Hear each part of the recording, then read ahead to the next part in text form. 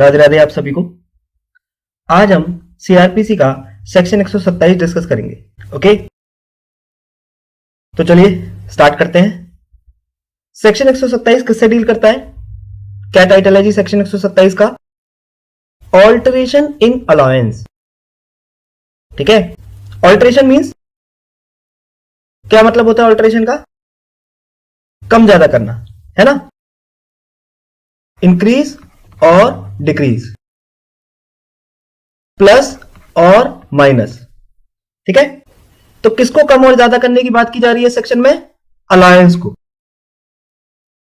कौन सा अलायंस? यानी ओरिजिनली कोर्ट ने जो मेंटेनेंस का अलाउंस फिक्स किया था, कहां पर? सेक्शन 125 में, उसे बढ़ाना या फिर उसे कम करना। इससे हमारा सेक्शन 127 डील करता है। ठीक है, तो रीड करते हैं। Clause number 1, on proof of a change in the circumstances of any person receiving under section 125 a monthly allowance for the maintenance or interim maintenance or ordered under the same section to pay a monthly allowance for the maintenance or interim maintenance to his wife, child, father or mother as the case may be, the magistrate may make such alteration as he thinks fit in the allowance for the maintenance or the interim maintenance as the case may be। तो क्या कहा जी? चलिए bracket को तोड़ तोड़ के समझते हैं।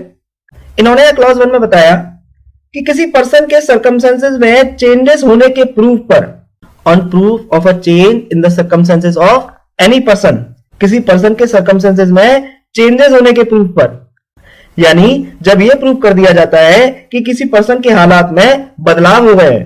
ठीक है, तो जब एक पर्सन के सर्कमस्टेंसेस में चेंजेस के प्रूफ दे दिए जाते हैं, on proof of a change in the circumstances of any person, किस पर्सन के?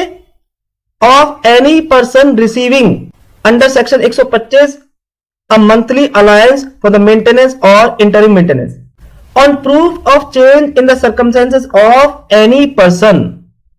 ठीक है, any person here means any person receiving under section 125 a monthly allowance for the maintenance or interim maintenance or ordered under section 125, order under the same section means order under section 125 to pay a monthly allowance for the maintenance or interim maintenance। ठीक है, समझ में आया? तो word any person यहां पर क्यों use किया गया है? तो word any person means Clement, जिसके फेवर में मेंटेनेंस या इंटरिम मेंटेनेंस का ऑर्डर पास किया गया है, यानी बेसिकली जो मेंटेनेंस या इंटरिम मेंटेनेंस रिसीव कर रहा है, एंड रेस्पोंडेंट, जिसे मेंटेनेंस या इंटरिम मेंटेनेंस पे करने का ऑर्डर दिया गया है। ओके, यानी कोई पर्सन जो सेक्शन 125 में मंथली अलाउंस या इंटरिम मेंटेनेंस रिसीव कर रहा है, उसके हालात में, उसके सर्कमस्टेंसेस में चेंजेस आ जाते हैं जी। ठीक है, फिर आगे क्या बोलता है? स्टार्टिंग से रीड करते हैं। On proof of a change in the circumstances of any person ordered under the same section to pay a monthly allowance for the maintenance और interim maintenance to his wife, child, father और mother, यानी या फिर कोई person जिसे section 125 में अपनी wife, बच्चे या मां बाप को मंथली मेंटेनेंस या इंटरिम मेंटेनेंस को पे करने का ऑर्डर दिया गया है, उसके हालात में बदलाव हो जाते हैं।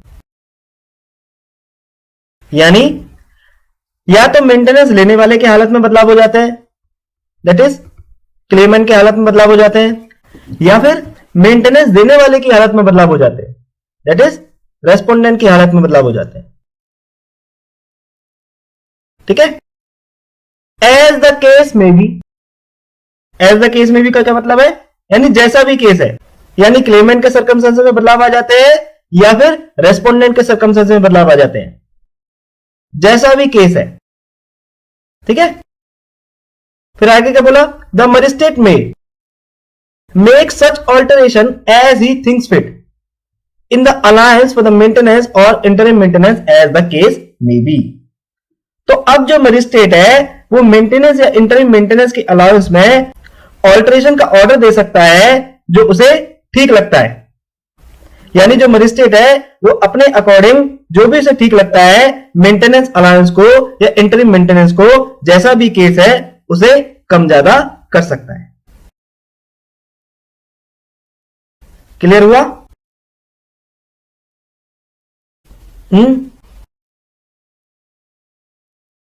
तो देखो इस क्लॉज में आपको केवल एक ही चीज पकड़नी है। वो क्या है?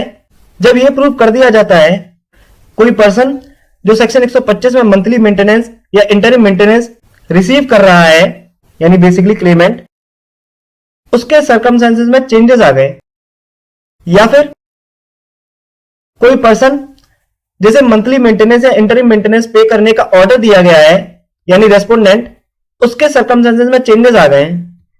ठीक है? तो जैसा भी केस है, यानी अगर चेंजेस क्लेमेंट के सर्कमस्टेंसेस में आते हैं या फिर रेस्पोंडेंट के सर्कमस्टेंसेस में आते हैं, तो जैसा भी केस है, इस चेंज के सर्कमस्टेंसेस के प्रूव होने पर मजिस्ट्रेट क्या करेगा? मजिस्ट्रेट उस मेंटेनेंस या इंटरिम मेंटेनेंस के ऑर्डर को ऑल्टर कर देगा। ठीक है? बस आपको इस क्लॉज से यह बात पकड़नी। ऑलराइट? मजिस्ट्रेट ऑल्टरेशन कर सकता है, यानी मजिस्ट्रेट उस मेंटेनेंस या इंटरिम मेंटेनेंस के अलाउंस को घटा या बढ़ा सकता है। ठीक है? प्लस माइनस कर सकता है। अब देखो, आप खुद एक चीज समझो कि अगर क्लेमेंट, जैसे कि वाइफ, चिल्ड्रन, ठीक है, अगर क्लेमेंट ऑल्टरेशन ऑफ मेंटेनेंस की एप्लीकेशन लगा रहे हैं, मान के चलिए वाइफ ऑल्टरेशन ऑफ मेंटेनेंस की एप्लीकेशन लगा रही है, तो इसका मतलब वो अपने मेंटेनेंस अमाउंट में एक इंक्रीमेंट चाह रही है। ठीक है? एक एनहेंसमेंट चाह रही है। वो चाह रही है कि मेरे जो मेंटेनेंस का अमाउंट है वो ज्यादा कर दिया जाए। भाई आप खुद दिमाग लगाइए, वाइफ कभी मेंटेनेंस अलाउंस कम करने के लिए एप्लीकेशन फाइल करेगी? भाई आप खुद सोचिए, क्या कभी वाइफ ये एप्लीकेशन लगाएगी कि जनाब 10,000 मेंटेनेंस तो मेरे लिए बहुत ज्यादा है, आप एक काम करिए, मेरे इस अमाउंट को कम करके 6,000 कर दीजिए। भाई आप खुद सोचिए, क्या कभी क्लेमेंट मेंटेनेंस अमाउंट को कम करने के लिए एप्लीकेशन फाइल करेगा? जाहिर सी बात है, बिल्कुल नहीं करेगा, है ना? तो देखो, इसलिए आप एक बात याद रखना कि ऑलमोस्ट सभी केसेस में जब भी क्लेमेंट ऑल्टरेशन की मेंटेनेंस की एप्लीकेशन फाइल करता है, तो वो उस मेंटेनेंस के अमाउंट को बढ़वाने के लिए फाइल करता है। ठीक है? लाइक सपोज करके चलिए, सेक्शन 125 में ओरिजिनल मेंटेनेंस जो कोर्ट ने वाइफ के फेवर में ग्रांट किया था वो 10,000 था। तो अब सेक्शन 127 में वाइफ जो है वो क्या बोलेगी कि जनाब आप मेरे इस मेंटेनेंस के अमाउंट को ऑल्टर कर दीजिए, आप इसे 10 के से 15 के कर दीजिए या 20 के कर दीजिए। ठीक है? क्लियर हुआ? और वहीं अगर हम बात करें हस्बैंड की, वहीं अगर हम बात करें फादर की, वहीं अगर हम बात करें सन की या डॉटर की, ठीक है, बेसिकली रेस्पोंडेंट की, तो देखो इस केस में क्या होगा? जब भी रेस्पोंडेंट ऑल्टरेशन मेंटेनेंस की एप्लीकेशन लगाएगा तो वो हमेशा उस मेंटेनेंस अमाउंट को कम करने के लिए एप्लीकेशन लगाएगा। ठीक है? भाई आप खुद सोचिए, हस्बैंड का एग्जांपल लेते हैं। ठीक है? आप खुद सोचिए, हस्बैंड कभी मेंटेनेंस अलाउंस को बढ़ाने के लिए एप्लीकेशन फाइल करेगा? क्या वो कोर्ट में आके कभी ये बोलेगा कि जनाब जो प्रेजेंट मेंटेनेंस मैं अपनी वाइफ को दे रहा हूं, मान के चलिए 10,000, ये मेरे हिसाब से बहुत कम है, आप एक काम करिए, आप इस अमाउंट को बढ़ा के 20,000 कर दीजिए। भाई आप खुद सोचो, भाई जिसकी पॉकेट से पैसे जा रहे हैं, क्या वो आके ये कहेगा कि जनाब एक काम करिए, 10,000 की बजाय मेरी वाइफ को या मेरे बेटे को 20,000 का मेंटेनेंस कर दीजिए? तो ये तो पॉसिबल नहीं है ना? तो देखो, इसलिए ऑलमोस्ट सभी केसेस में जब भी रेस्पोंडेंट ऑल्टरेशन इन मेंटेनेंस की एप्लीकेशन लगाता है तो इसका मतलब वो उस अमाउंट को कम करवाना चाहता है। ठीक है? यानी सपोज करके चलिए, अगर ओरिजिनल मेंटेनेंस जेएमआईसी 1 ने वाइफ के फेवर में 20,000 ग्रांट किया था, तो हस्बैंड क्या कहेगा कि जनाब आप इसे 10,000 कर दीजिए या आप इसे 15,000 कर दीजिए। ठीक है? तो यहां तक कोई डाउट आपको? आई गेस होना तो नहीं चाहिए। तो अब चलिए सबसे पहले ये देखते हैं कि वाइफ कब कब ऑल्टरेशन इन मेंटेनेंस के लिए एप्लीकेशन लगा सकती है। ठीक है ना? भाई अभी हमने पढ़ा कि सर्कमस्टेंसेस के चेंजेस होने के प्रूफ पर जो क्लेमेंट है वो मेंटेनेंस इंटरिम मेंटेनेंस में ऑल्टरेशन के लिए एप्लीकेशन फाइल कर सकता है ना। तो चलिए क्लेमेंट को हम यहां पर वाइफ मान के चलते हैं, ठीक है। तो चलिए सबसे पहले हम ये देखते हैं कि वाइफ कब कब ऑल्टरेशन इन मेंटेनेंस के लिए एप्लीकेशन लगा सकती है। कब कब लगा सकती है जी, यानी जो क्लेमेंट है वो कब कब मेंटेनेंस को बढ़वाने के लिए एप्लीकेशन लगा सकता है। भाई सीधी सी बात है, अभी हमने पढ़ा था ना कि अगर वाइफ या क्लेमेंट ऑल्टरेशन इन मेंटेनेंस के लिए एप्लीकेशन फाइल करेगा तो उसका मतलब ओरिजिनल मेंटेनेंस को बढ़वाना चाह रहा है ना, वो प्लस चाह रहा है उसमें। तो चलिए देखते हैं। नंबर 1, जब वाइफ बीमार हो गई है ना, तो अब जो वाइफ है वो बोलेगी कि जनाब 3,000 की तो मेरी महीने की दवाइयां ही आ जाती है, अब 10,000 रुपए में मेरा मेंटेनेंस नहीं हो पा रहा, आप एक काम करिए इसे बढ़ाकर 15,000 कर दीजिए। क्योंकि 3,000 की दवाई हो गई, उसके अलावा भी हॉस्पिटल आने जाने का खर्चा ये सब मिला के आप एक काम करिए अब इसको 15,000 कर दीजिए। सेकंड, या जब हस्बैंड की प्रमोशन हो गई, ठीक है, हस्बैंड का प्रमोशन हो गया। पहले हस्बैंड जो है वो 50,000 रुपए महीने कमाता था और अब प्रमोशन के बाद वो 80,000 रुपए महीने कमा रहा है। तो ऐसे केसेस में भी वाइफ मेंटेनेंस में ऑल्टरेशन के लिए एप्लीकेशन फाइल कर सकती है। थर्ड इज, या मान के चलिए हस्बैंड की लॉटरी लग गई, ठीक है, हस्बैंड की 10 करोड़ रुपए की लॉटरी लग गई, ओके। या फिर अब इस वुमेन का जो बच्चा है, ठीक है, यानी हस्बैंड वाइफ का जो बच्चा है जो वाइफ के साथ रह रहा है, अब वो धीरे धीरे बड़ा हो रहा है, ठीक है, अब उसने स्कूल जाना स्टार्ट कर दिया, ट्यूशन जाना स्टार्ट कर दिया, तो वाइफ कह सकती है कि जनाब अब आप मेंटेनेंस अलाउंस में ऑल्टरेशन कर दीजिए, अब इसके खर्चे बढ़ गए, education fees, school fees, tuition fees, sports fees, etcetera etcetera, काफी सारी फीस हो गई है, काफी सारे खर्चे बढ़ गए हैं, तो आप एक काम करिए मेंटेनेंस का जो अमाउंट है वो बढ़ा दीजिए, ठीक है जी। तो ये कुछ ग्राउंड्स हैं जिनके बेसिस पर वाइफ मेंटेनेंस अलाउंस में ऑल्टरेशन के लिए एप्लीकेशन फाइल कर सकती है। क्लियर हुआ? ये बेसिकली कुछ ही ग्राउंड्स हैं, बस इसे हम अपनी समझ के लिए डिस्कस कर रहे हैं, ओके, ताकि थोड़ा सा एक रफ आइडिया आपके माइंड में क्रिएट हो जाए कि किस किस तरीके के ग्राउंड्स हो सकते हैं, यानी किस किस तरीके से सर्कमस्टेंसेस में चेंजेस आ सकते हैं, ओके। अब देखो ये तो था जी वाइफ का। अब चलिए अब हम देखते हैं कि हस्बैंड जो है यानी जो रेस्पोंडेंट है वो किन किन सर्कमस्टेंसेस में मेंटेनेंस अलाउंस को ऑल्टर करने की एप्लीकेशन लगा सकता है। अब हस्बैंड मेंटेनेंस अलाउंस को ऑल्टर करने की एप्लीकेशन लगा रहा है तो जाहिर सी बात है वो उस मेंटेनेंस को कम करने के लिए बोलेगा, ठीक है। तो चलिए देखते हैं। नंबर 1 इज, जैसे हस्बैंड की जॉब चली गई,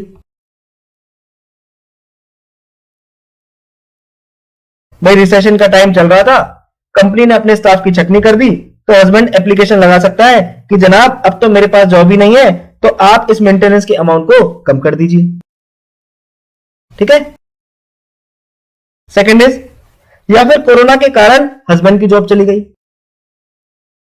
ठीक है, तो हस्बैंड बोल सकता है कि जनाब मेरे सर्कमस्टेंसेस में चेंजेस आ गए हैं, तो अब आप एक काम करिए मेंटेनेंस के अमाउंट को कम कर दीजिए। थर्ड इज, ये मान के चलिए हस्बैंड ने अपना कोई नया बिजनेस स्टार्ट किया, अब वो पूरी तरीके से लॉस में चला गया, हस्बैंड ने कोई फैक्ट्री लगाई वो पूरी तरीके से घाटे में चली गई, ठीक है, तो हस्बैंड मेंटेनेंस अलाउंस को कम करने के लिए एप्लीकेशन लगा सकता है, ठीक है। लाइकवाइज हस्बैंड जिस कंपनी में काम करता था वो बंद हो गई, ठीक है, या फिर वो फर्जी कंपनी थी वो भाग गई, ठीक है, कंपनी बंद हो गई, जैसे कि हार्ले डेविडसन ले लो। हार्ले डेविडसन जो प्रीमियम बाइक्स बनाती है उसने अपना बोरिया बस्तर इंडिया से समेट लिया, ठीक है, क्योंकि कंपनी काफी लॉस में जा रही थी, ठीक है, जितना उन्होंने एक्सपेक्ट किया था कि हम एनुअली इतनी बाइक्स की सेल करेंगे उतनी नहीं हो पाई, ठीक है, तो कंपनी को बंद होना पड़ा, भाग गई के तो कई सारे एग्जांपल हैं, आप रोज अखबार में पढ़ते होंगे, स्पेशली दिल्ली या मुंबई में पुलिस जो है किसी ना किसी कॉर्पोरेट ऑफिस में दबिश मारती है क्योंकि जो कंपनी होती है फर्जी होती है और वो कंपनी बाद में भाग जाती है, बंद हो जाती है। ठीक है, जैसे फ्रीडम 251, याद है फ्रीडम 251 फोन? चलिए याद आ गया तो अच्छी बात है, समझ गए होंगे। नेक्स्ट इज, या जो हस्बैंड है वो पूरी तरीके से इंसॉल्वेंट हो गया, ठीक है, बैंकरप्ट हो गया, तो बोल सकता है कि जनाब आप मेरे मेंटेनेंस अलाउंस को कम कर दीजिए। या फिर fall in the purchasing power of money, ठीक है, fall in the purchasing power of money, that is fall in Indian currency. Okay, likewise retirement of husband from service, भाई जब तक जॉब कर रहा था वो तब तक बढ़िया 1 लाख रुपए महीने कमा रहा था, अब रिटायर हो गया तो हर महीने केवल 40,000 रुपए महीने आते हैं, तो हस्बैंड बोल सकता है कि जनाब आप मेरी मेंटेनेंस के अमाउंट को कम कर दीजिए। या मान के चलिए पहले वाइफ नॉन वर्किंग थी, लेकिन अब उसने जॉब करना शुरू कर दिया, ठीक है, तो हस्बैंड कोर्ट में आके बोल सकता है कि जनाब अब तो ये जॉब करके खुद भी पैसे कमा रही है, तो आप मेंटेनेंस अमाउंट को कम कर दीजिए। ठीक है, तो ये कुछ ग्राउंड्स है, ये कुछ सर्कमस्टेंसेस है जिनमें बदलाव होने पर हस्बैंड मेंटेनेंस अमाउंट को कम करने के लिए एप्लीकेशन लगा सकते। ऑलराइट, तो आई गेस अब क्लॉज 1 आपको बहुत अच्छे से क्लियर हो गया होगा। On proof of a change in the circumstances of any person, तो चेंज इन द सर्कमस्टेंसेस के सारे एग्जांपल हम यहां डिस्कस कर चुके हैं, change in the circumstances of respondent and change in the circumstances of Clement. ठीक है, दोनों को हमने बहुत डेप्थली डिस्कस कर लिया है। ओके, अच्छा जैसा साहब आप मेरे को एक बात बताइए, क्या मेंटेनेंस अलाउंस को कैंसिल भी किया जा सकता है? क्या कैंसिलेशन इन मेंटेनेंस अलाउंस की एप्लीकेशन फाइल की जा सकती है? बताइए, क्या मेंटेनेंस को कैंसिल करने की एप्लीकेशन लगाई जा सकती है? तो चलिए सबसे पहले तो आप ये बताइए कि मेंटेनेंस को कैंसिल करने की एप्लीकेशन कौन लगाएगा, हस्बैंड लगाएगा या वाइफ लगाएगी? बताइए। Yes, very good, obviously husband लगाएगा। भाई क्या वाइफ कभी मेंटेनेंस को कैंसिल करने की एप्लीकेशन लगाएगी? नहीं ना भाई, मेंटेनेंस तो हस्बैंड की पॉकेट से जा रहा है, इसका जो बर्डन है वो तो हस्बैंड के ऊपर है, इसलिए हस्बैंड ही तो मेंटेनेंस को कैंसिल करने की एप्लीकेशन लगाएगा। अनलेस एंड अनटिल कोई बहुत एक्सट्रीम सिचुएशन है, वाइफ अपनी ईगो पे आ गई या उसकी सेल्फ एस्टीम हर्ट हो रही है, वो बात अलग है, लेकिन जनरली मेंटेनेंस कैंसिल करने की एप्लीकेशन कौन लगाएगा? हस्बैंड, यानी रेस्पोंडेंट। ओके, तो चलिए अब हम देखते हैं कि किन किन सर्कमस्टेंसेस में हस्बैंड मेंटेनेंस अलायंस को कैंसिल करने की एप्लीकेशन लगा सकता है। बता सकते हैं एग्जांपल? चलिए देख लेते हैं। वाइफ ने जनाब यूपीएससी क्लियर कर लिया, वो आईएएस बन गई है। अब हस्बैंड क्या बोलेगा कि जनाब ये तो अपने आप को मेंटेन करने में समर्थ है, अब आप एक काम करिए, इस मेंटेनेंस को कैंसिल कर दीजिए। ठीक है, या मान के चलिए वाइफ जो है वो जेएमआईसी बन गई। ठीक है, या मान के चलिए वाइफ ने केबीसी में 7 करोड़ रुपए की लॉटरी जीत ली, या उसका लकी ड्रॉ में 10 करोड़ रुपए का इनाम निकला है। या मान के चलिए वाइफ किसी प्राइवेट फर्म में काम करती थी, अब वहां उसकी अच्छी खासी प्रमोशन हो गई है, पहले वो वहां टीम लीडर थी, टीएल थी, और अब वहां प्रमोट होकर मैनेजर हो गई है। पहले उसे 50,000 मिलते थे, अब उसे 1 लाख मिल रहे हैं। ये मान के चलिए वाइफ एक एंटरप्रेन्योर बन गई है, उसने खुद का एक बढ़िया सा ढाबा खोल लिया। ठीक है, बाबा का ढाबा जैसा नहीं, बट एक खुद का बढ़िया सा ढाबा खोल लिया और वो ढाबा खूब चल रहा है। ये मान के चलिए हस्बैंड एक एक्सीडेंट में अपने हाथ पैर गंवा बैठता है, हस्बैंड एक एक्सीडेंट में अपने हाथ पैर गंवा बैठता है। ठीक है, यानी वो फिजिकली एबनॉर्मल हो जाता है। या मान के चलिए किसी एक्सीडेंट के कारण वो कोमा में पहुंच जाता है, या फिर वो मेंटली अनसाउंड हो जाता है। ठीक है, तो ये कुछ सर्कमस्टेंसेस है जहां पर जो रेस्पोंडेंट है वो बोल सकता है कि जनाब अब आप इस मेंटेनेंस को कैंसिल करिए। ठीक है, अच्छा इसके अलावा सेक्शन 125 क्लॉज 3 में जो 3 कंडीशन हमने पढ़ी थी वो भी यहां इंक्लूड होंगी। कौन कौन सी 3 कंडीशन, कुछ याद है? नहीं है याद, वेरी बैड। जिनको याद है बहुत अच्छी बात है, मेहनत कर रहे हैं आप लोग, और ऐसे ही करते रहिएगा, देखना आप जल्दी जज बनेंगे। लेकिन जिनको याद नहीं है प्लीज अच्छे से हार्ड वर्क करिए, ठीक है। कौन कौन सी 3 कंडीशन थी? वाइफ लिविंग इन एडल्ट्री, अब याद आ गया सबको। Without sufficient reason, refuses to live with her husband, and last one is they are living separately by mutual consent, ठीक है। तो ये कुछ ग्राउंड्स है, ये कुछ सर्कमस्टेंसेस है जिनके बेसिस पर रेस्पोंडेंट जेएमआईसी 1 के आगे मेंटेनेंस को कैंसिल करने की एप्लीकेशन लगा सकता है। ऑलराइट, तो यहां हमने बेसिकली हस्बैंड के कंटेक्स्ट में पढ़ा है। इसी तरह आप फादर के कंटेक्स्ट में यहां पर पढ़ सकते हो कि जैसे मान के चलिए बच्चे ने मेंटेनेंस की एप्लीकेशन लगाई थी, तो फादर ये बोल सकता है कि जनाब अब मेरे बच्चे की तो अच्छी खासी जॉब लग गई है, ठीक है, नालसार से उसका बढ़िया प्लेसमेंट हो गया है, 25 लाख का उसका पैकेज लग गया है, ठीक है। इसी तरीके से काफी सारे एग्जांपल यहां आप दे सकते हैं। ऑलराइट, तो आई गेस अब अल्टरेशन इन अलाउंस का मतलब आपको क्लियर हो गया होगा। अब चलिए जी हम क्लॉज 2 के और आगे बढ़ते हैं। क्या कहता है clause 2? Where it appears to the magistrate that in consequence of any decision of a competent civil court, any order made under section 125 should be cancelled or varied, he shall cancel the order or as the case may be vary the same accordingly। तो क्या कहा जी? जब magistrate को लगता है कि competent civil court के decision के कारण, कॉम्पिटेंट सिविल कोर्ट के डिसीजन के कारण, जैसे कि हिंदू लॉ में, Hindu adoption and maintenance act में, ठीक है, हिंदू मैरिज एक्ट में, इन सब की बात हो रही है। तो जब मजिस्ट्रेट को लगता है कि कॉम्पिटेंट सिविल कोर्ट के किसी डिसीजन के कारण कोई ऑर्डर जो सेक्शन 125 में किया गया है उससे कैंसिल या वेरी कर देना चाहिए, तो अब जो मजिस्ट्रेट है या तो सेक्शन 125 के ऑर्डर को कैंसिल कर देगा या फिर उसको वेरी कर देगा, ठीक है। जैसे सपोज करके चलिए वाइफ ने मेंटेनेंस के लिए 2 जगह एप्लीकेशन लगाई थी। एक तो उसने 125 सीआरपीसी में लगाई थी और दूसरी हिंदू लॉ में लगाई थी। अब ऑब्वियस है सेक्शन 125 स्पीडी रेमेडी प्रोवाइड करता है ना, तो पहले ये डिटरमाइन होगी। अब मान के चलिए जेएमआईसी 1 ने वाइफ के फेवर में मेंटेनेंस का ऑर्डर पास कर दिया। अब कुछ सालों बाद सिविल कोर्ट ने भी वाइफ के फेवर में मेंटेनेंस का ऑर्डर पास कर दिया। मान के चलिए सिविल कोर्ट ने एक ही बार में हस्बैंड को पूरा अमाउंट देने के लिए कह दिया। जैसे अगर आपने प्रैक्टिस करी है या अगर नहीं भी करी है फिर भी आपने डाइवोर्स के केसेस में सुना भी होगा कि कोर्ट ने वुमेन को 25 लाख का अमाउंट ग्रांट कर दिया, ठीक है। आपकी सोसाइटी में, रिलेटिव में, फ्रेंड सर्कल में कोई ना कोई ऐसा होगा जिसका डाइवोर्स हुआ होगा, है ना। तो होता क्या है, बेसिकली जो सिविल कोर्ट होती है वो एक ही बार में इकट्ठा उसको लमसम अमाउंट प्रोवाइड कर देती है। जैसे 25 लाख दे दिया, 30 लाख दे दिया, depending upon the facts and circumstances of each case, ठीक है। तो मान के चलिए सिविल कोर्ट ने 25 लाख का मेंटेनेंस वाइफ को दे दिया, तो अब जो जेएमआईसी 1 है वो अपने मेंटेनेंस के ऑर्डर को कैंसिल कर देगा। बात समझ में आई?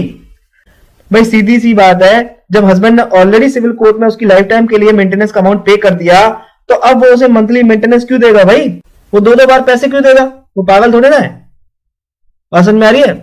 भाई एक तो उसने जिंदगी भर के लिए यहां दे दिया 25 लाख और फिर वो यहां हर महीने 10,000 रुपए दे रहा है, ऐसे थोड़े ना होगा, ठीक है। तो अगर सिविल कोर्ट वाइफ के फेवर में मेंटेनेंस का ऑर्डर पास कर देता है तो अब जो जेएमआईसी 1 है वो अपने मेंटेनेंस के ऑर्डर को कैंसिल कर देगा।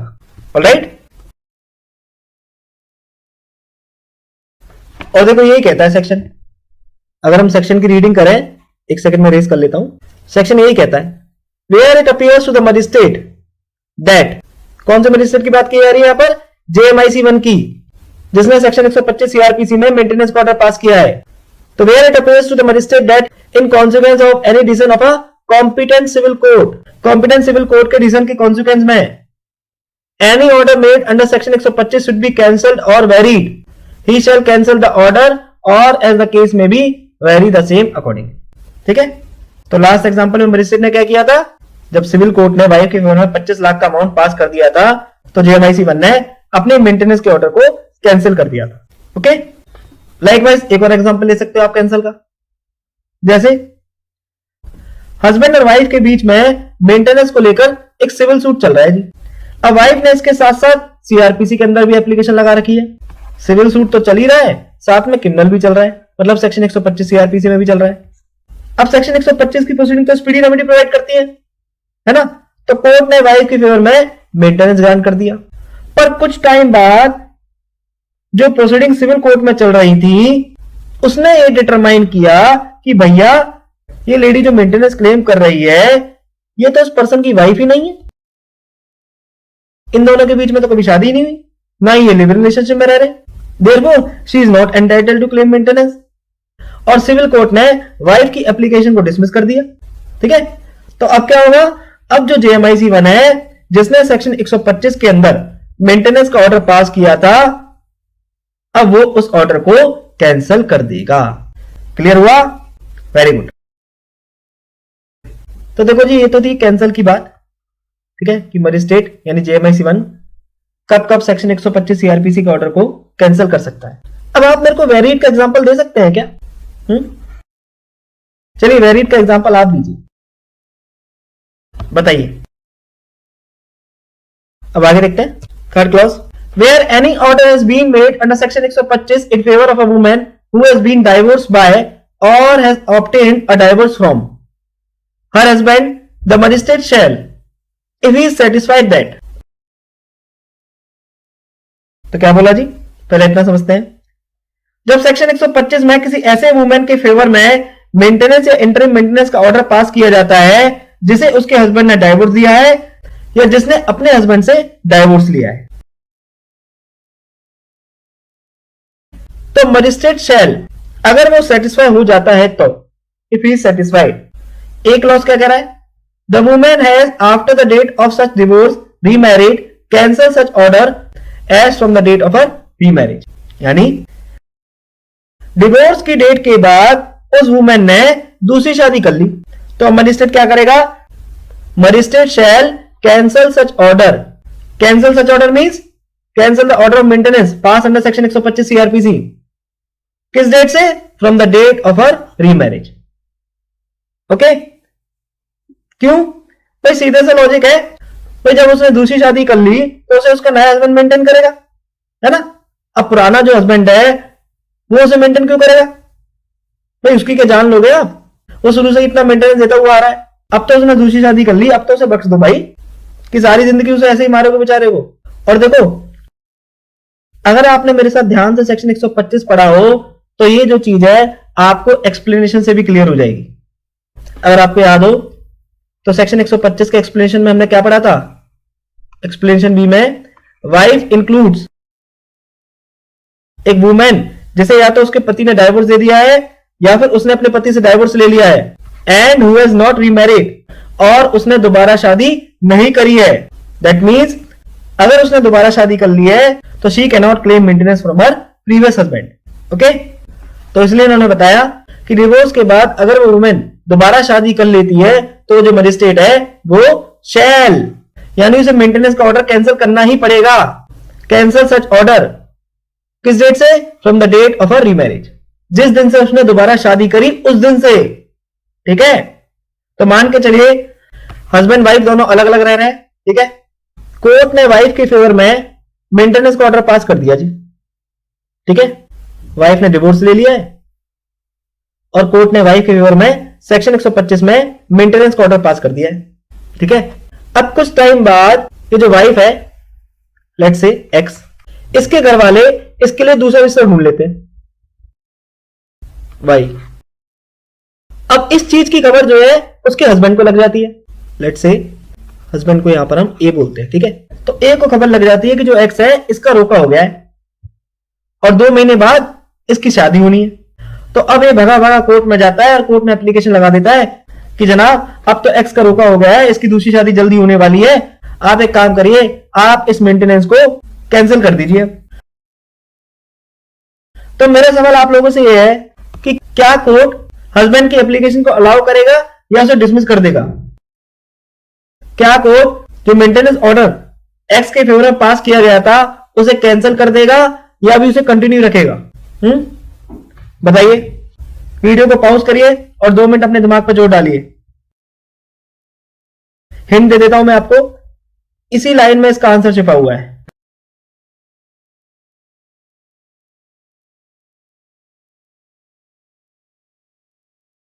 तो चलिए आंसर डिस्कस करते हैं इसका। तो आंसर इज नो, हस्बैंड की एप्लीकेशन अलाउ नहीं की जाएगी, उसे डिसमिस कर दिया जाएगा। क्यों? कि क्लॉज ए में क्या लिखा है, magistrate shall cancel such order from the date of a remarriage. किस डेट से कैंसिल करेगा? जिस दिन दूसरी शादी ऑकर हुई है उस दिन से ऑर्डर कैंसिल करेगा। ओके, रोके होने की डेट से कोई लेना देना नहीं है। रोका होना, रिंग सेरेमनी होना, इन सब से कोई मतलब नहीं है। जब तक उसकी दूसरी शादी नहीं होगी तब तक जो मजिस्ट्रेट है वो उस मेंटेनेंस के ऑर्डर को कैंसिल नहीं कर सकता। तो मान के चलिए 25 नवंबर 2020 को एक्स की जेड से शादी होनी थी। तो जब तक 25 नवंबर 2020 को एक्स की और जेड की शादी नहीं हो जाती तब तक मजिस्ट्रेट मेंटेनेंस के ऑर्डर को कैंसिल नहीं कर सकता। ओके, और याद रखना खाली शादी की डेट आ गई इसका मतलब ये नहीं है कि शादी हो ही जाएगी। कई बार आपने देखा होगा कि एंड मौके पर भी रिश्तेदार जो होते हैं वो मुंह फुला लेते हैं, है ना। तो जस्ट बिकॉज शादी की डेट आ गई इसका मतलब ये नहीं कि शादी हो ही जानी है। मेन मुद्दा ये है शादी होनी जरूरी है, ठीक है। और जिस दिन से शादी होगी, फिर चाहे वो 25 नवंबर हो, 25 दिसंबर हो या 25 जनवरी हो, उस दिन से मेंटेनेंस का ऑर्डर कैंसिल किया जाएगा, ठीक है। अच्छा, वर्ड एनी ऑर्डर का क्या मतलब है जी यहां पर? Any order made under section 125। Any order means order of maintenance और interim maintenance and expenses of proceeding, ठीक है। अब इस सेक्शन 127 का डायग्राम है जी, इसे देख लेते हैं एक बार। हस्बैंड और वाइफ है, ठीक है, दोनों के बीच में डिवोर्स हो जाता है। Wife obtain maintenance order, wife ने मेंटेनेंस ऑर्डर ऑब्टेन कर लिया, वाइफ ने दोबारा शादी कर ली। He can file application under section 127 clause 3 sub clause A. अब मजिस्ट्रेट क्या करेगा? मजिस्ट्रेट मेंटेनेंस के ऑर्डर को कैंसिल कर देगा। अब सवाल यह है from what date cancellation order will be effective? तो answer is date of remarriage, जिस दिन उसकी दोबारा शादी हुई। ओके, अच्छा क्या होगा? Suppose husband did not know wife has remarried and he continues to pay. Husband को पता ही नहीं लगा कि वाइफ ने दोबारा शादी कर ली और वो मेंटेनेंस देता चला गया। तो इस केस में क्या होगा जी? ऐसे केसेस में then in such case amount paid after remarriage has to be paid back to husband. Remarriage के बाद हस्बैंड ने जो पैसा दिया है वाइफ को वो पैसा हस्बैंड को लौटाना होगा। क्लियर? अब चलिए क्लॉज बी रीड करते हैं। क्या कहता है क्लॉज बी? स्टार्टिंग से रीड करते हैं पहले। Where any order has been made under section 125 in favor of a woman who has been divorced by or has obtained a divorce from, who has been divorced by her husband or has obtained divorce from her husband, the magistrate shall, if he is satisfied that the woman has been divorced by her husband and that she has received, whether before or after the date of the said order, the whole of the sum which under any customary or personal law applicable to the parties was payable on such divorce, cancel such order. 1.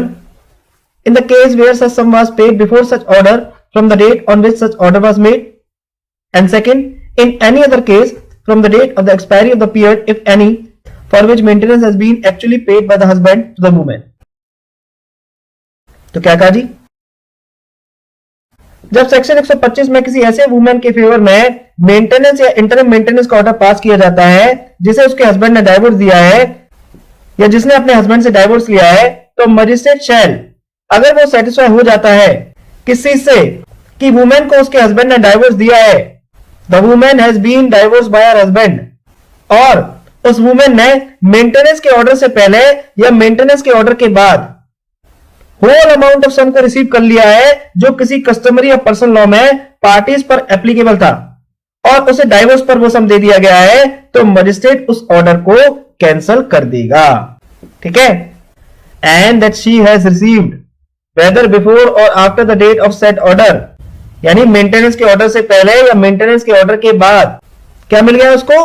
Whole of the सम, यानी पूरा का पूरा सम उसने receive कर लिया है। कौन सा सम? जो कि विच अंडर एनी कस्टमरी और personal law applicable to the parties was payable on such divorce, वो अमाउंट ऑफ सम जो किसी कस्टमरी या पर्सनल लॉ में पार्टीज पर एप्लीकेबल था। ठीक है? और उसे वो सम डिवोर्स पर दे दिया गया है and was payable on such divorce, तो मजिस्ट्रेट क्या करेगा, उस ऑर्डर को यानी मेंटेनेंस के ऑर्डर को कैंसिल कर देगा। टर्म कस्टमरी और पर्सनल लॉ का क्या मतलब है जी? जैसे मान के चलिए हिंदू मैरिज एक्ट के सेक्शन 24 में अगर सिविल कोर्ट ने वाइफ के फेवर में परमानेंट एलिमनी या परमानेंट मेंटेनेंस ग्रांट कर दिया तो जो क्रिमिनल कोर्ट है वो मेंटेनेंस का ऑर्डर कैंसिल कर देगा। ठीक है, ठीक इसी तरह अगर हम बात करें मुस्लिम लॉ की तो वहां इद्दत पीरियड के अंदर ही हस्बैंड को वुमेन की रिमेनिंग लाइफ के लिए मेंटेनेंस प्रोवाइड करना होता है। ठीक है, पर देखो एक बात आप याद रखना कि इस क्लॉज में मजिस्ट्रेट मेंटेनेंस का ऑर्डर केवल तभी कैंसिल करेगा जब पर्सनल लॉ के अंदर या कस्टमरी लॉ के अंदर जो मेंटेनेंस दिया गया है ना वो उसके एंटायर फ्यूचर के लिए सफिशिएंट हो। ऑलराइट, तो क्लॉज 3 का सब क्लॉज बी का पार्ट 1 क्या कहता है? In the case where such sum was paid before such order from the date on which such order was made. तो देखो जी, in the case where such sum was paid, इसका क्या मतलब है जी? कौन से सम की बात हो रही है यहां पर? जो सम कस्टमरी या पर्सनल लॉ में पार्टीज के ऊपर एप्लीकेबल है। ठीक है, जो कस्टमरी या पर्सनल लॉ में पार्टीज को मिलता है उस सम की यहां पर बात हो रही है ना। बिफोर सच ऑर्डर, अभी इसको छोड़ दीजिए। From the date on which such order was made, from the date on which such order was made, तो ये जो सच ऑर्डर है ये किसकी बात कर रहा है यहां पर? मेंटेनेंस ऑर्डर की। ठीक है साहब, जिस दिन मेंटेनेंस का ऑर्डर पास किया था। ओके, तो ये दोनों टर्म्स तो आपको क्लियर हो गए। Where such sum was paid and next is from the date on which such order was made. इनमें तो आपको कोई दिक्कत नहीं है। तो अब ये जो बड़ा सवाल है वो ये है कि बिफोर सच ऑर्डर, ये जो टर्म है बिफोर सच ऑर्डर, ये यहां किसको डिफाइन कर रहा है? ये यहां किसके बारे में बात कर रहा है? ये चीज आप लोग मेरे को बताएंगे।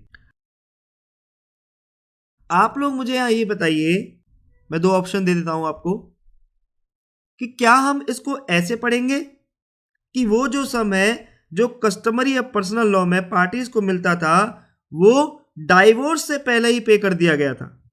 क्या हम इस सच ऑर्डर को डाइवोर्स ऑर्डर मान के चले, या फिर क्या हम इस सच ऑर्डर को मेंटेनेंस ऑर्डर मान के चले?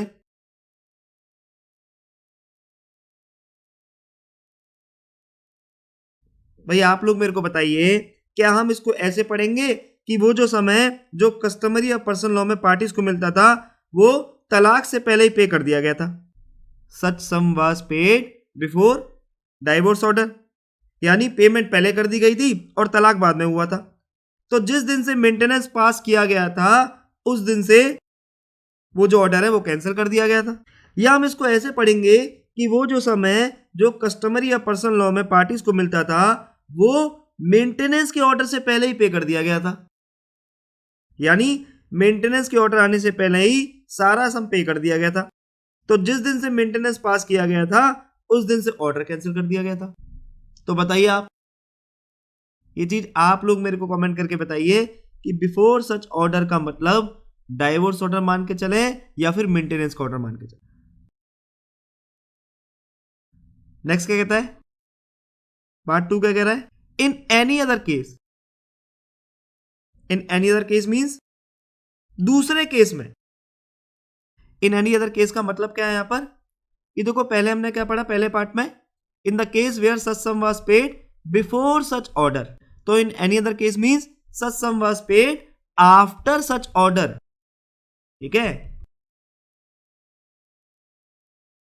यानी जो सम कस्टमरी या पर्सनल लॉ में पार्टीज को मिलता है वो या तो डाइवोर्स ऑर्डर के बाद दिया गया है, यानी पहले डाइवोर्स ऑर्डर पास किया गया फिर वो सम दिया गया।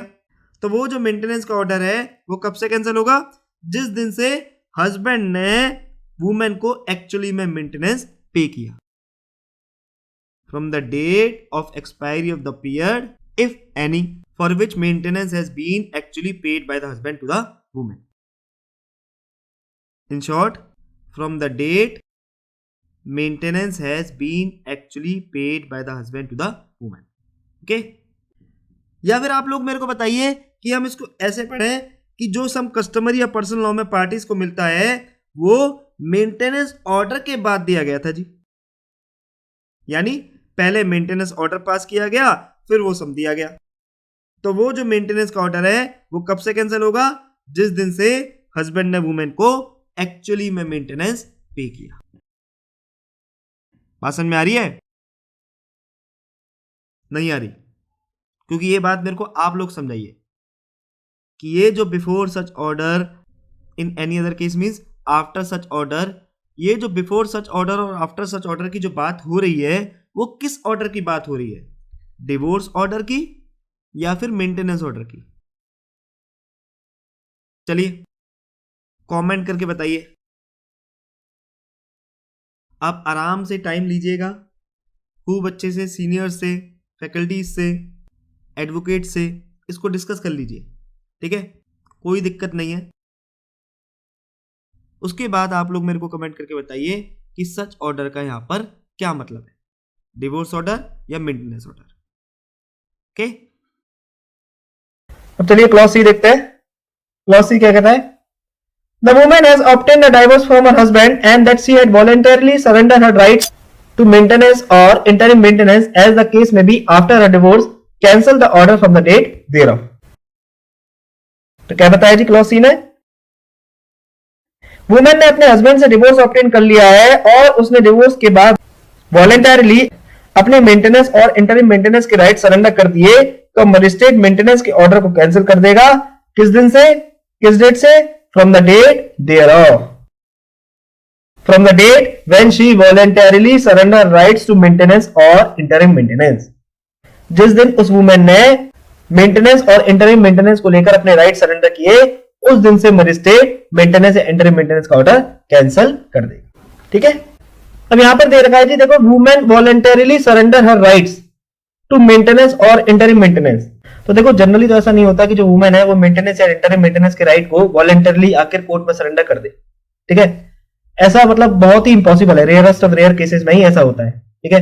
जब जो वाइफ है या जो वुमेन है उसकी सेल्फ एस्टीम को हर्ट हो जाए, ठीक है, या फिर वो बहुत ईगो वाली है, वो बहुत सेल्फ रेस्पेक्ट वाली पर्सन है, ठीक है, तो इस केसेस में तो हो सकता है, मानते हैं, या मान के चलिए वो फाइनेंशियली काफी साउंड है, ठीक है, वो टाटा बिरला अंबानी जैसी फैमिली से बिलोंग करती है, ठीक है। अदरवाइज प्रैक्टिकली वुमेन वॉलंटरली अपना मेंटेनेंस और इंटरिम मेंटेनेंस का राइट सरेंडर नहीं करती, ओके। हाँ, पर देखो एक बात आप याद रखना, अगर वुमेन ने इनवॉलंटरली अपना मेंटेनेंस या इंटरिम मेंटेनेंस का राइट रिलिंक्विश किया है, लाइक मान के चलिए उसने हस्बैंड के प्रेशर में आकर या हस्बैंड के फोर्स में आकर या हस्बैंड से इन्फ्लुएंस होकर अपने इस राइट को सरेंडर कर दिया, तो ऐसे केसेस में मजिस्ट्रेट जो है वो मेंटेनेंस के ऑर्डर को कैंसिल नहीं करेगा।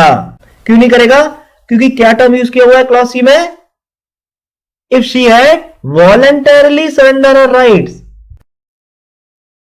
और इस केस में जो वुमेन है वो अपना राइट कैसे सरेंडर कर रही है? प्रेशर में आकर, अपने हस्बैंड के दबाव में आकर, उससे इन्फ्लुएंस होकर, उसके फोर्स में आकर, ठीक है। तो चूंकि यहां वो वुमेन अपने मेंटेनेंस के राइट को इनवॉलंटरीली सरेंडर कर रही है, तो जो मजिस्ट्रेट है वो इस मेंटेनेंस के ऑर्डर को कैंसिल नहीं करेगा, ठीक है। तो देखो जी, ये था हमारा क्लॉज 3। तो देखो डिफरेंस क्या है क्लॉज 3 के क्लॉज बी और सी में। क्लॉज 3 के सब क्लॉज बी और सी में क्या डिफरेंस है जी? कोई बता सकता है? एनीवन? तो देखो अगर आपने ध्यान से पढ़ा हो तो क्लॉज बी की लाइन क्या कह रही है? The women has been divorced by her husband, ठीक है, यानी हस्बैंड ने वुमेन को डाइवोर्स दिया है। और जबकि अगर हम बात करें क्लॉज सी की, तो क्लॉज सी में क्या बोल रखा है? The women has obtained divorce from her husband, यानी महिला ने खुद अपने पति से डाइवोर्स लिया है। तो ये क्लॉज बी और सी में अंतर है, ओके। अच्छा, इसको क्लॉज 3 के मेन पैराग्राफ से कंफ्यूज मत करना कि सर क्लॉज 3 में तो दे रखा है कि who has been divorce by or who has obtained a divorce from her husband, ये जनरली दे रखा है, यानी क्लॉज 3 के सब क्लॉजेस के लिए इन दोनों में से कोई भी कंडीशन इंपोज हो सकती है, ठीक है, यहां जनरली बताया हुआ है। जैसे सब क्लॉज ए में दोनों में से कोई भी कंडीशन फॉल कर सकती है, लेकिन क्लॉज बी में और क्लॉज सी में स्पेसिफिकली मेंशन किया हुआ है। जैसे क्लॉज बी में क्या बोला है? The women has been divorce by her husband, और वहीं सब क्लॉज सी में क्या बोला है, the women has obtain the divorce from her husband. Okay, अब आगे देखते हैं, क्लॉज 4 देख लेते हैं एक बार, काफी इंपॉर्टेंट है ये भी। At the time of making any decree for the recovery of any maintenance or dowry by any person to whom a monthly allowance for the maintenance and interim maintenance or any of them has been ordered to be paid under section 125, the civil court shall take into account the sum which has been paid to or recovered by such person as monthly allowance for the maintenance and interim maintenance or any of them as the case may be in pursuance of the said order। तो क्या कहा जी, clause 4 कंटेम्पलेट्स maintenance को recover करने की degree पास करते समय या dowry को रिकवर करने की डिग्री पास करते समय कोई पर्सन जिसके फेवर में सेक्शन 125 में मंथली मेंटेनेंस या इंटरिम मेंटेनेंस का ऑर्डर दिया जाना है, जैसे कि वाइफ ले लीजिए, तो जो सिविल कोर्ट है वो क्या करेगी, shall take into account, civil court उस अमाउंट को कंसीडर करेगी जो सम उसे सेक्शन 125 के ऑर्डर के परसुएंस में ऑलरेडी पे किया जा चुका है या जो सम उसने 125 के ऑर्डर के परसुएंस में ऑलरेडी रिकवर कर लिया है। यानी सिविल कोर्ट पेटिशनर के फेवर में मेंटेनेंस को रिकवर करने की डिग्री पास करते समय, पेटिशनर कौन है जी यहां पर, जिसके फेवर में सेक्शन 125 में मेंटेनेंस या इंटरिम मेंटेनेंस का मंथली अलाउंस पे करने का ऑर्डर दिया गया है। ठीक है, तो अब जो सिविल कोर्ट है वो उस अमाउंट को कंसीडर करेगा जो सम उसे सेक्शन 125 के ऑर्डर के परसुएंस में ऑलरेडी पे किया जा चुका है या जो उसने ऑलरेडी रिकवर कर लिया है। ठीक है, नहीं आया समझ में, कोई बात, एग्जांपल ले लेते हैं। जैसे मान के चलिए हस्बैंड और वाइफ के बीच में डाइवोर्स हो गया जी। ठीक है, अब वाइफ ने अपने हस्बैंड के अगेंस्ट मेंटेनेंस को लेकर सिविल और क्रिमिनल दोनों जगह प्रोसीडिंग इंस्टीट्यूट कर दी। अब सेक्शन 125 में कोर्ट ने 10,000 रुपए महीने का मेंटेनेंस ऑर्डर वाइफ के फेवर में पास कर दिया। अब 2 साल बाद सिविल कोर्ट की लगा कि लमसम 30 लाख अमाउंट वाइफ के फेवर में ग्रांट कर देते हैं। ठीक है, 2 साल बाद सिविल कोर्ट को लगता है कि लमसम 30 लाख रुपए वाइफ के फेवर में ग्रांट कर देते हैं, पर इस 30 लाख को फिक्स करते समय जो सिविल कोर्ट है वो क्या करेगी, वो अमाउंट कंसीडर करेगी जो सेक्शन 125 सीआरपीसी के तहत हस्बैंड ने वाइफ को ऑलरेडी पे कर दिया है। ठीक है, तो यानी 10,000 इंटू 24 मंथ्स, भाई 2 साल के कितने महीने हो गए, 24 महीने, और हर महीने का 10,000 था, तो 10,000 इंटू 24 मंथ्स 2,40,000 रुपए। तो सिविल कोर्ट वाइफ के फेवर में कितना अमाउंट देगी, 30 लाख माइनस 2,40,000 बराबर 27,60,000 रुपए। ठीक है, क्लियर हुआ, बस इतनी सी बात एक क्लॉज कहना चाह रहा है। अच्छा, एक चीज आप याद रखना, क्लॉज 2 और क्लॉज 4 को मिक्स मत करना आप लोग। क्लॉज 2 और क्लॉज 4 दोनों ही अलग अलग हैं। Both these clauses are different, please don't mix them. Clause 2 में क्रिमिनल कोड को ध्यान में रखना है, ठीक है, जबकि क्लॉज 4 में सिविल कोड को ध्यान में रखना है।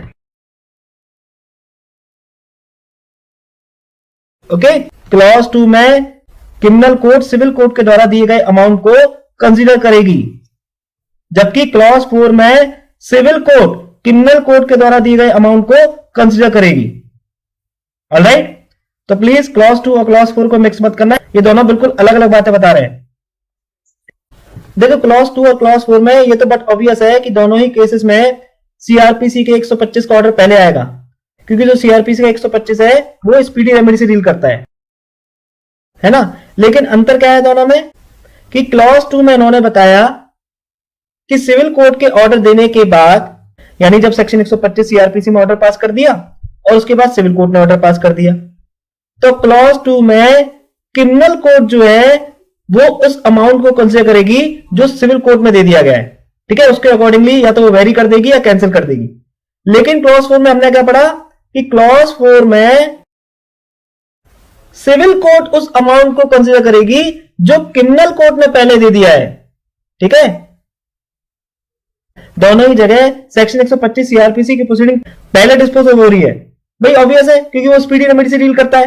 बस दोनों में एक मेजर अंतर क्या है कि क्लॉज 2 में क्रिमिनल कोर्ट उस अमाउंट को कंसीडर करेगी, और जबकि क्लॉज 4 में सिविल कोर्ट उस अमाउंट को कंसीडर करेगी।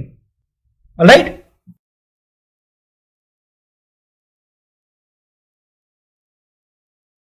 अब आगे देख लेते हैं एक बार। In a landmark case Supreme Court held proceedings under section 24 HMA and section 125 CRPC to be treated separately. They both can run parallelly. ठीक है, एक लैंडमार्क केस में सुप्रीम कोर्ट ने क्या हेल्ड किया कि सेक्शन 24 हिंदू मैरिज एक्ट की जो प्रोसीडिंग है और सेक्शन 125 सीआरपीसी की जो प्रोसीडिंग है वो दोनों अलग अलग ट्रीट की जाएंगी। ये दोनों पैरेलली यानी एक साथ at the same time run कर सकती हैं। ठीक है, ऐसा नहीं है कि पहले वाइफ 125 की प्रोसीडिंग डाले फिर उसमें मेंटेनेंस का ऑर्डर मिलने के बाद ही सिविल कोर्ट की प्रोसीडिंग डाल सकती है। वाइफ सेम टाइम पर दोनों जगह प्रोसीडिंग इंस्टीट्यूट कर सकती है, 125 में भी और सिविल कोर्ट में भी। ठीक है, तो देखो अगर हम ध्यान से देखें तो जो मेंटेनेंस का ऑर्डर है वो कहां कहां कैंसिल किया जा सकता है। मेंटेनेंस का ऑर्डर कहां कहां कैंसिल किया जा सकता है, सेक्शन 125 क्लॉज 5 में, सेक्शन 127 क्लॉज 2 में एंड सेक्शन 127 क्लॉज 3 में। ठीक है, तो देखो ये था हमारा सेक्शन 127। अब सेक्शन 127 से प्रीलिम्स के क्वेश्चन डिस्कस कर लेते हैं। सेक्शन 127 किससे डील करता है, ऑल्टरेशन इन अलाउंस से, on proof of change in the circumstances of any person, चाहे वो रिसीव कर रहा हो चाहे वो पे कर रहा हो। तो मजिस्ट्रेट क्या करेगा, मे मेक सच ऑल्टरेशन जो उसे ठीक लगता है। The next clause, where it appears to the magistrate that in consequence of any decision of a competent civil court, any order made under section 125 should be cancelled or varied. तो क्या करेगा, he shall cancel the order or as the case may be vary the same accordingly. फिर clause 3 है, clause 3 को तो देखो आपको अच्छे से करके जाना है, फिल्म्स के लिए इंपॉर्टेंट है, मेंस के लिए इंपॉर्टेंट नहीं है। ठीक है, मार्क माय वर्ड्स, मेंस के लिए क्लॉज इंपॉर्टेंट नहीं है, केवल फिल्म्स के लिए इंपॉर्टेंट है, तो एक बार अच्छे से देख लेना आप। Where any order has been made under section 125 in favor of a woman who has been divorced by or has obtained a divorce from her husband, the magistrate shall, अगर वो satisfy हो जाता है तो क्या करेगा, if he is satisfied that the woman has after the date of such divorce remarried, cancel the order किस date से, from the date of her remarriage. B, the woman has been divorced by her husband and that she has received whether before or after the date of the said order the whole of the sum which, जो कि which under any customary or personal law applicable to the parties was payable on such divorce, तो क्या करेगा, उस order को cancel कर देगा किस डेट से, in the case where such sum was paid before such order from the date on which such order was made and in any other case from the date of the expiry of the period if any for which maintenance has been actually paid by the husband to the woman. ठीक है, read कर लेना बस आप उसको एक बार। फिर उसके बाद क्लॉज सी क्या कहता है, the woman has obtained a divorce from her husband and that she had voluntarily surrender her rights to maintenance or interim maintenance, तो मजिस्ट्रेट क्या करेगा, cancel the order from the date देयरऑफ।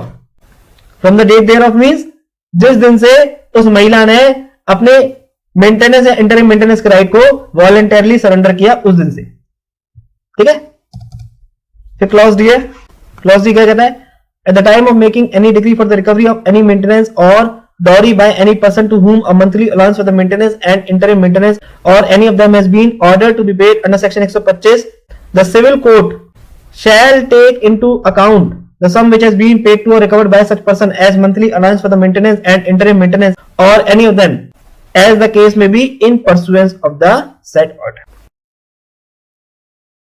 तो ये था हमारा आज का लेक्चर। अगर आपको लेक्चर पसंद आया तो आप लाइक शेयर और कमेंट जरूर कीजिएगा, और अगर आपको लेक्चर पसंद नहीं आया है तो आपको डिसलाइक करने का भी पूरा राइट है। और प्लीज़ आप लोग कमेंट करके अपने फीडबैक जरूर दीजिएगा, जिससे कि फ्यूचर में मैं अपने आप को और इम्प्रूव कर सकूं। और अगर आप लोग चाहते हैं कि वीडियोस में किसी भी तरह का मैं चेंज करूं तो आप मुझे कमेंट करके बता सकते हैं, मैं पूरी कोशिश करूंगा चीज़ों को आपके अकॉर्डिंग चलाने की।